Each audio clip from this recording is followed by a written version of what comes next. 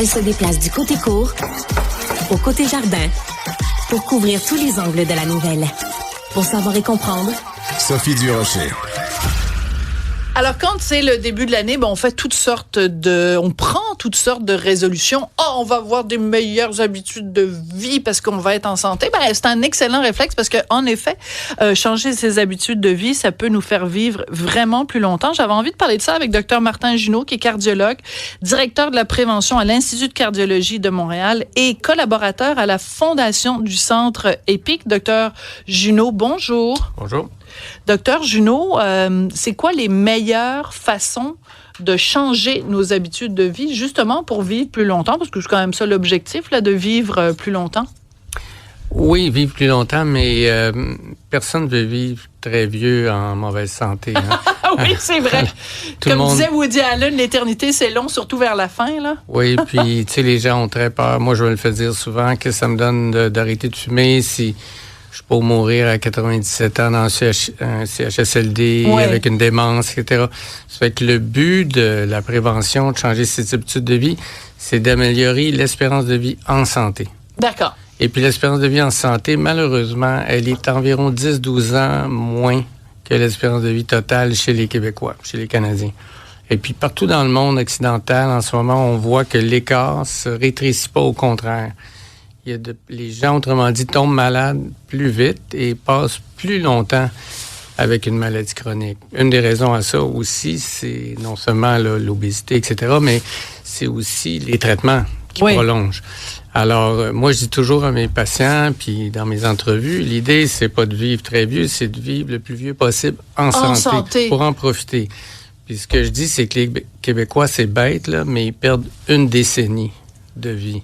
Wow! À cause des mauvaises habitudes de santé. Oui, ça, c'est terrifiant. Parce que perdre 10 ans de vie, alors que c'est ce qu'on a de plus précieux, c'est énorme. Le changement qu'on peut faire à nos habitudes de vie qui a le plus d'impact, le premier, c'est arrêter de fumer. De fumer. Voilà. Heureusement, des Québécois qui fument, il y en a de moins en moins. Je pense qu'on est en bas de 17. Mais vous savez, ce qui me fait capoter ma vie, c'est quand je vois des jeunes. Des fois, tu sais, je passe devant des écoles ou quand j'allais chercher mon fils à l'école ou même au cégep, puis que je vois des jeunes qui fument, je me dis, voyons, vous êtes pas au courant, vous n'avez pas suivi l'actualité. Il y en a vraiment de moins en moins. Oui, mais il y en a. C'est un de trop. Oui, mais juste pour vous donner un chiffre, là, en 2000, 20% des jeunes Québécois de 12 à... Les ados, là, fumaient à l'école secondaire. C'était pas loin de 20. Maintenant, c'est 2%. Wow! Donc, on a vraiment diminué, passé de 20% à 2%. C'est énorme. Donc, les nouvelles sont bonnes. Donc, le premier changement qu'on devrait faire, d'abord, arrêter de fumer. Le deuxième, mettons, si on les prend vraiment en ordre. Moi, je dirais l'alimentation. Oui. Avant l'exercice. Vous diriez quoi? Viande rouge? Viande rouge, charcuterie? Oui, ça, c'est vraiment... La charcuterie, c'est à éviter, là, littéralement, sauf dans des occasions. Même la petite charcuterie bio de Charlevoix avec des petits sangliers qui ont été flattés puis qui ont été minouchés puis tout ça. Même ça? Si on regarde les grandes études là-dessus, viande rouge, c'est... Tu sais, faut le diminuer, mais charcuterie, il faut vraiment... L'éliminer. C'est un peu comme d'autres choses. Saucisson que ça me fait de la peine. C'est tellement bon. Mais donc, je vous viande dirais, rouge, charcuterie. C'est très simple. Hein? C'est manger, c'est cliché de dire ça, méditerranéen. Oui. Ça veut dire une abondance de fruits et légumes, des grains entiers, très important. Les Québécois ne mangent pas de pâtes de blé entier. Ils mangent des pâtes blanches, du riz blanc. Tout est blanc, là. Alors, le riz, acheter le grain entier, c'est excellent. Il y a beaucoup plus de fibres, des minéraux, tout ça. Même chose pour les pâtes de blé entier ou peu importe, là, de grains entiers. On s'habitue vite au changement, puis ça fait une bonne différence. Alors, c'est meilleur c'est plus de fibres, évidemment. C'est meilleur pour le transit, etc., etc. Le microbiome. Ouais. On pourra en parler tantôt, mais le microbiome, on s'aperçoit que c'est pas une masse inerte, là. Ça affecte l'immunité, ça affecte le cerveau, ça affecte à peu près tous les organes. Donc, plus de grains entiers, plus de noix. Québécois ne mangent pas de noix. C'est un peu cher. Ça, j'avoue. Ouais. Oui, mais par exemple, tu sais, je veux dire, préparer une petite salade, rajouter une coupe de noix de Grenoble. Tu sais, quand on a besoin d'une collation, ça se voit que j'ai Isabelle Huot avec moi une fois par semaine. Mais rajouter, tu sais, comme une collation, au lieu de prendre une barre tendre ou des affaires ultra transformées, une petite poignée de noisettes. Mais c'est vrai que les noix coûtent cher, Dr Junot. Oui. Puis on peut revenir là-dessus sur le prix. C'est pas normal que dans nos sociétés, bien manger coûte cher. Oui. Ça devrait être le focus du gouvernement. J'ai eu l'occasion d'en parler souvent à des gens au ministère. Là, et est-ce qu'ils vous écoutent? Quand vous leur parlez, ils vous écoutent? Oui, sauf que j'ai un peu l'impression qu'ils ont comme une impuissance acquise là, face au lobby, les industriels, tout ça, le lobby du porc, du bœuf, du lait, etc. Ouais. C'est drôle, hein, le lobby du bleuet puis du pois chiche, il n'y a pas beaucoup de puissance au Québec, c'est dommage. Si on regarde les subventions, j'ai pas les chiffres, mais les subventions aux maraîchers, puis tout ça, là, pour avoir des légumes, des fruits à moindre coût, c'est très, très faible comparé aux subventions lait, porc, bœuf, etc. Là. Bon, alors je note mais que ça, c'est mondial. Hein. Oui, mais je note quand même que vous mettez le lait dans les domaines agricoles subventionnés, alors au détriment, par exemple, des fruits et légumes. Donc, ça veut dire que pour vous, le lait est pas un élément qui est neutre. Quand on regarde le lait, c'est neutre. Je dirais ni bon ni mauvais. C'est pas vrai qu'il faut boire du lait pour contrer l'ostéoporose. Là. On est les champions de l'ostéoporose. Répétez-le, s'il vous plaît, Dr Junot, parce qu'on se fait encore dire cette fausseté-là. Vous voulez pas avoir l'ostéoporose? Buvez du lait, mangez du fromage. C'est pas vrai. Non, la meilleure façon de ne pas avoir d'ostéoporose, c'est de bien manger, une diète très équilibrée, et de faire de l'exercice. Bon, l'exercice. Ouais. Alors, évidemment, ça, c'est très important pour toutes sortes de raisons. J'avais juste un autre point. Les légumineuses. Ah, ben oui. Ça coûte rien. C'est pour ça que je parlais du lobby du pois chiche. Alors, ça coûte rien. Ça fait péter un petit peu, les légumineuses. Mais vous pouvez faire tremper 24 heures. Ah? C'est ça le truc. Vous le faites tremper 24 heures, puis il y a très, très peu de symptômes digestifs. Donc, vous n'avez jamais de gaz? Jamais. Ouais. C'est des révélations aujourd'hui, Dr Junot. Je suis végétarien à 90%. Là. OK, donc le 10% qui n'est pas végétarien, c'est poisson. Quoi? Vraiment du poisson. Donc vous avez un petit peu de poulet de temps en temps? Pas rarement, du tout. Mais rarement. Oui, mais rarement. OK, mais si je vous invite à souper chez moi... Je dis aux gens qui m'invitent de ne pas faire de changement. Là. Je vais même manger du bœuf, là, mais... C'est extrêmement rare. OK, vous êtes un végétarien parlable. Oui. Vous n'êtes pas un végétarien embêtant. Non. Vous ne faites pas suer. Non. Parfait.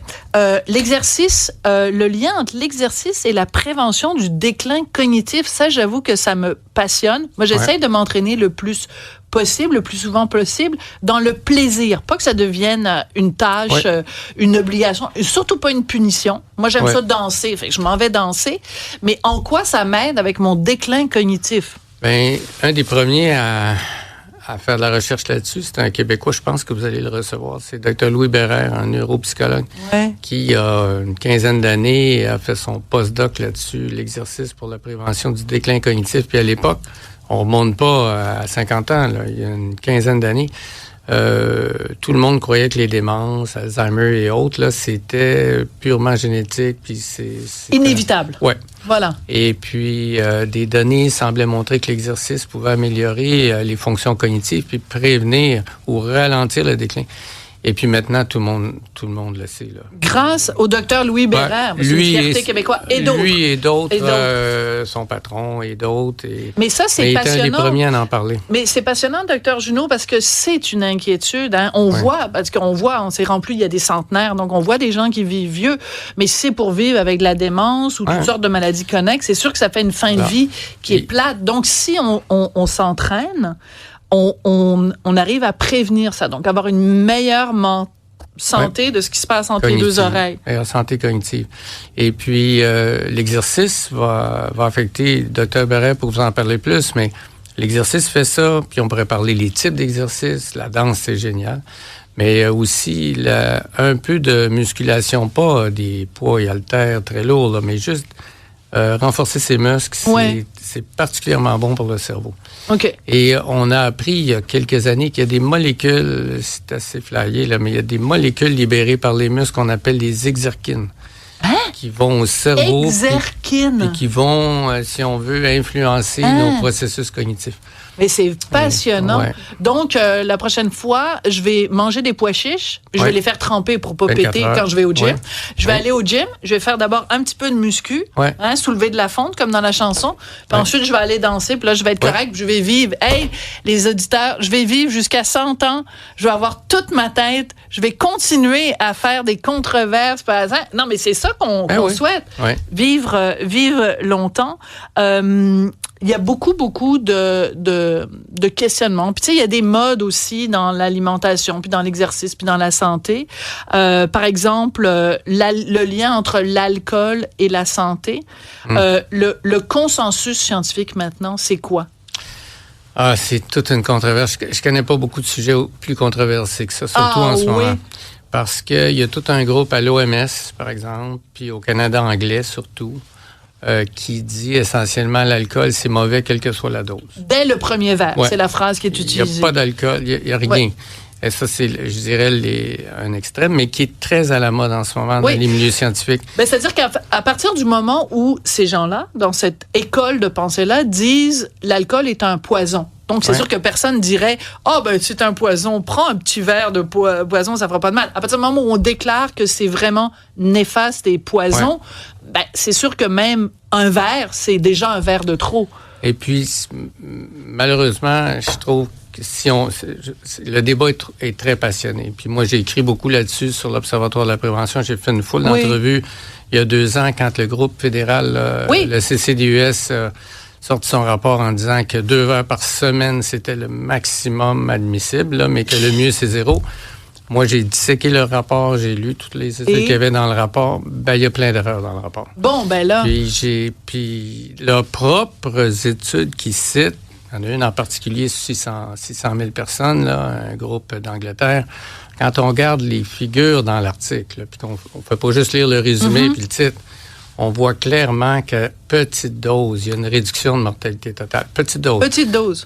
Ben, qu'est-ce que vous appelez, puis on va conclure là-dessus, parce qu'on est vendredi, puis moi, j'ai le goût de vendredi quand même. Malheureusement, c'est vraiment petite dose. C'est 1 verre par jour pour une femme. Et 2 verres par jour. Je n'appelle pas ça une petite dose. Je trouve ça bien correct, moi. Non, mais c'est parce que beaucoup de Québécois... Puis, tu sais, à l'inverse, il y a beaucoup de Québécois qui banalisent l'alcool puis qui vont prendre une bouteille à 2 tous les soirs. Ouais. Ça, c'est classique, là, chez mes patients, de prendre la bouteille de vin à 2. C'est beaucoup, ça. Alors, 1 verre pour une femme, 2 verres pour les hommes. Pourquoi la discrimination? C'est pas le poids. C'est le métabolisme. C'est le métabolisme. C'est le fait que l'enzyme qui métabolise l'alcool est moins présente chez la femme aussi. Il y a moins d'eau dans le corps de la femme, alors ça dilue moins. Alors, les femmes sont plus sensibles. Des os ou non, de l'eau? Ah, de l'eau. Ouais, okay, H2O. Parfait.